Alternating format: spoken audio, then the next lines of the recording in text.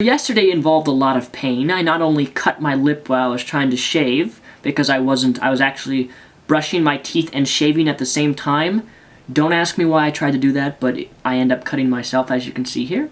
And then, also yesterday I did something completely new because I got sick and tired of my nipple hair growing. I plucked my nipple hair. For some reason, I don't really have a whole lot of hair on my chest, but right in my nipple area, on my nipples, it's like some of the hairs are really tiny, and then other of the hairs are really long, and it's just like, it's nasty. So what did I do? I plucked them out with tweezers. Nipple hair is so inconvenient. But we're not talking about shaving or nipple hair in this video. Rather, this is a topic that I've been requested to make over a year now. I've had people asking me to make a video on this, and that's what I'm doing, because I'm in one of those moods to talk about it now, and that is the topic of friends. I should say true friends. I get a lot of questions on my mrrepsion@gmail.com asking me how do they deal with friends that pressure them to do things that they don't want to do. And this goes for girls or guys. Some girls ask me, my boyfriend or my best friend wants to pressure me to have sex, or my peers, my friends around me are pressuring me to do marijuana. Not that there's anything wrong with marijuana, but whatever.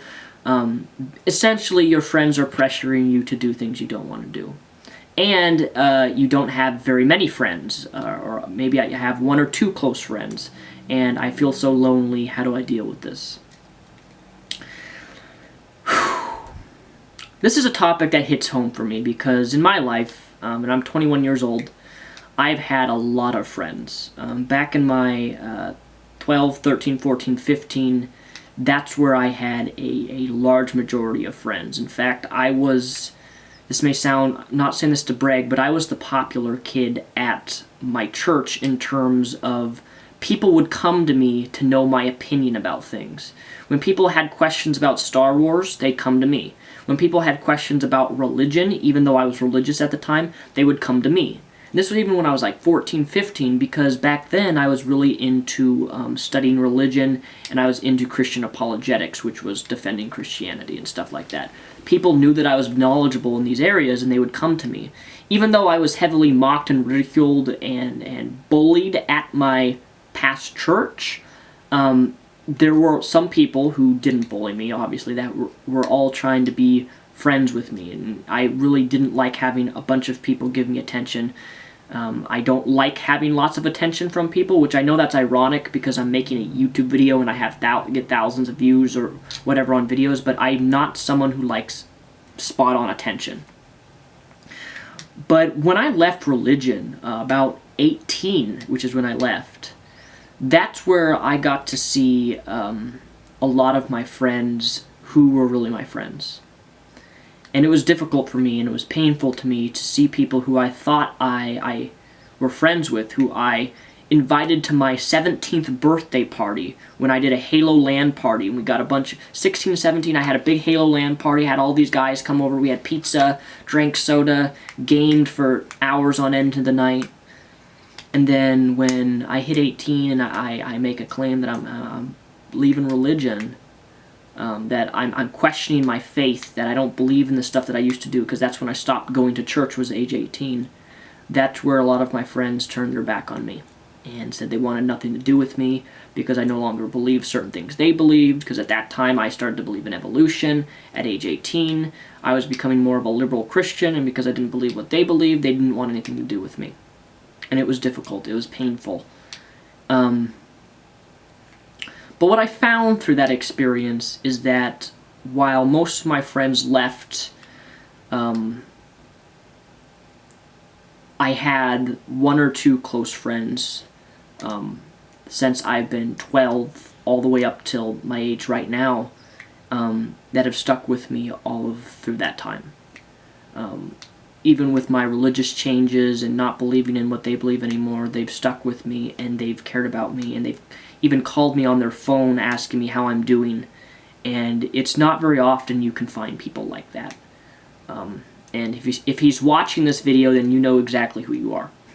But how do you deal with your friends leaving you? Well, you just have to let them go, because if they leave you if they break your friendship off simply because you hold a different belief than them in regards to religion or anything really, then they're not really your friends. They're really, they're nothing. They're people who just, they're the conditional friends who only like you because maybe you have an answer, or you're knowledgeable, or maybe they think you're smart, or maybe they think that you're funny, and that's the only reason they hang around you.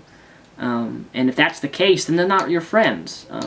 I, throughout my life, have been very selective on who I trust and who I get close to, because I've been hurt so many times. And I'm not talking about women, I'm talking about my male friends, by people who have went behind my back and then gossiped about me and rumored about me. And when they did that, they were off my checkbook. And I wouldn't talk to them. I blocked them on Facebook. I've got rid of them on everything, and I don't associate with them anymore. They're not true friends. In terms of friends who pressure you to do things, when I was at my old church, I wanted to get into a specific group of people because I looked up to these people, when in reality, now that I look back at it, these people were terrible examples. They objectified women. They made fun of people with disabilities, such as myself. I have a learning disability. And it was just, I looked up to these people and I wanted to get accepted by these people.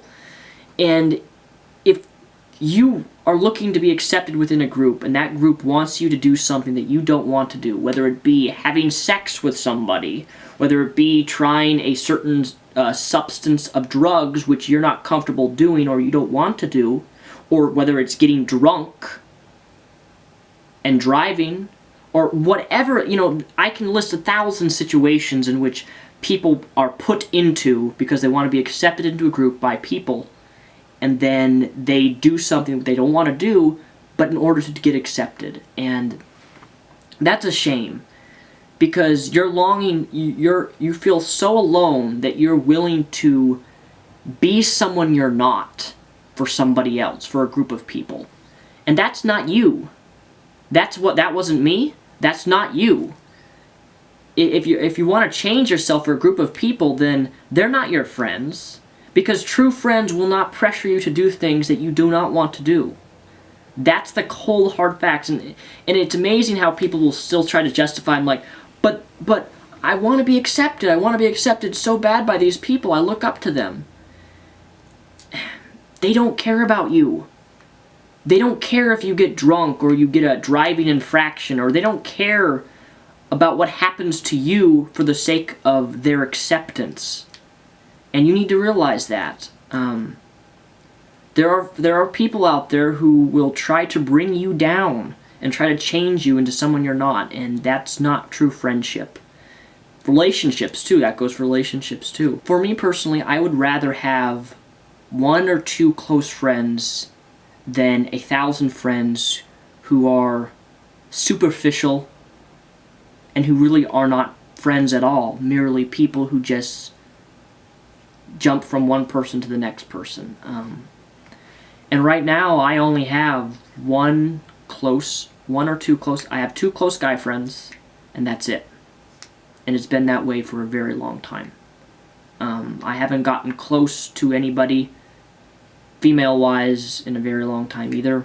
And that could change, I don't know, it depends. And it's just, you have to choose your friends wisely. You have to trust people wisely, because it's quality over quantity, man. It's quality over quantity. I'd rather have a quality friend that would be there for me if I'm in pain or I'm going through something difficult than 1,000 friends who wouldn't give a rat's behind about what I was going through. And those are the type of friends you want. You want quality, not quantity. And I'll end this video with a very simple statement that I really hope makes you think. Everybody wants to ride with you in the limo. But what you want is someone who is willing to take the bus with you when the limo breaks down. As my channel grows here on YouTube, the college that I currently attend, some of my classmates found out that I make YouTube videos. And immediately upon finding out that I made YouTube videos and they saw that, you know, I have a semi-fame, or I have a little bit of e-fame here on the internet, they started to try to be buddy-buddy with me, a guy and a girl. And I could see right through it. I could see that after they found out that I make YouTube videos, they're like, they want to be my best friend. And, you know, they're only your friend because they think that you're some type of sensation. They're only your friend because they think that you can give them something back. Maybe put them in a YouTube video or something. You know the type of friends who will always take from you. They'll take from you and take and take and take. But then when you ask something in return, they don't give. That's not friendship. You have to be so careful on who you choose as friends. But again, I think that statement says so much about friendship. You know, everybody wants to be in the limo with you, but when that limo breaks down, how many of those friends are going to get on the bus with you in order to get back home? That's the question you have to consider. And that is the question you have to ask yourself. My name is Mr. Repzion, known as Daniel Sulzbach here on YouTube. Thank you for watching, and hope you guys have a fantastic Christmas week.